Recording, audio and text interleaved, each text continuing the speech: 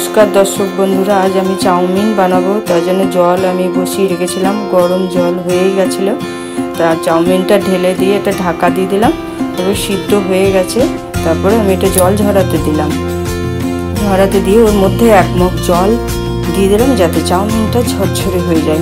एदिके आमी पेঁয়াজটা केटे नेब पेঁয়াজের कली गाजर एगुलो केटे नेब। छोटो छेले बोले घुम थेके उठे जे আমি চাউমিন খাবো, বড়টা বলে খাবো না। এর দু রকম টিফিন করাও তো সম্ভব নয়, সকালের দিকে রান্না আছে।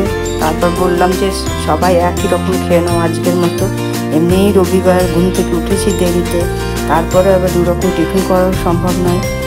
যাই হোক, এখন আমি কড়াইয়ে একটা ডিম ভুজিয়া করে নিলাম, ওই কড়াইয়ে সাদা তেলও দিলাম। দেওয়ার পর আমি রসুন কুচি আর একটু আদা কুচি করে রেখেছিলাম সেটা দিলাম। তারপর আমি গাজরটা দিয়ে দিলাম আর একটু লবণ দিলাম। এবার একটু কিছুক্ষণ নাড়াচাড়া করলাম। গাজরটা দেওয়ার পরেই আমি দিয়ে দিলাম পেঁয়াজ কুচি আর পেঁয়াজের কলি, মটরশুঁটি, একটু গ্রিন চিলিও দিলাম।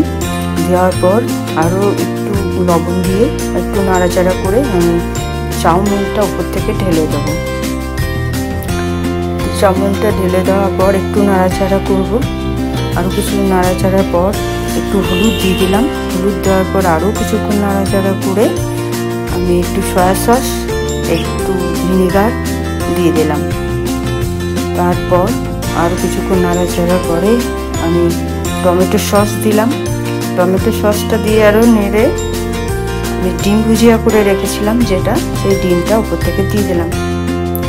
দিয়ে আর কিছুক্ষণ নাড়াচাড়া করে একটু গোলমরিচ গুঁড়ো আর একটু বিট লবণ দিয়ে দিলাম।